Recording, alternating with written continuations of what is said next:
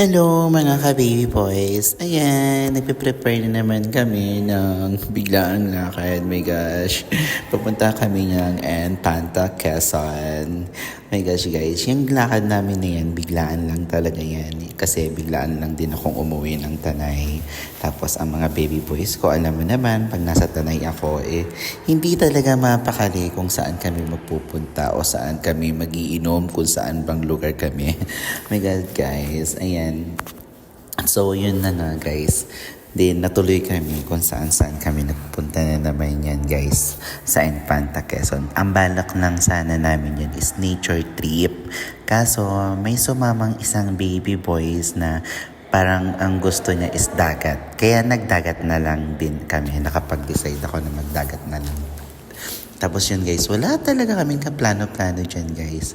Nagpunta kami dyan, alam mo guys, wala kaming kahit anong dalang gamit na paglulutuan, kaldero, ganyan guys. Siyempre guys, di ba, pag nag-outing, kailangan ready ka. Lahat ng kailangan mo, kailangan ng dalhin. Hindi. Ang mga baby bees ko, pagka talaga ura-urada, gusto talaga nila, alis na. Kaya walang prefer dito Yan, yung mga time niyan guys, pauwi na kami niyan. Dumaan kami sa Sampaloc. Pasampalo kami nun guys. Sobrang ganda ng daan dyan guys. Napakaganda ng view. Ang ganda ng mga nadadaanan mo. Ganyan.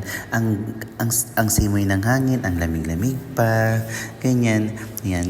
Yang angkas-angkasan ko na yan guys.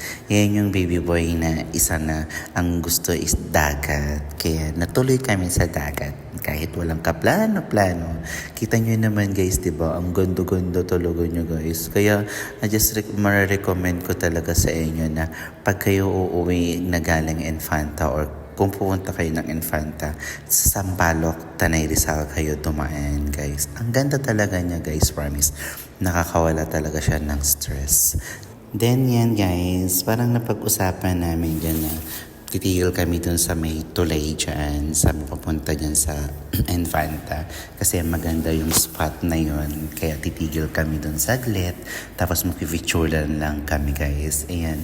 Bibiyahe kami yan. Ang haba ng biyahe namin yan. Di mo naman tipo guys. Ang ganda-ganda nung daan nyo. Promise. Tapos kakaunti pa yung tumadaan na sasakyan. Kaya hindi siya masyadong nakakatakot daanan. Pero siguro sa gabi guys, nakakatakot din dito guys kasi parang walang ilaw sa tabi ng kalsada.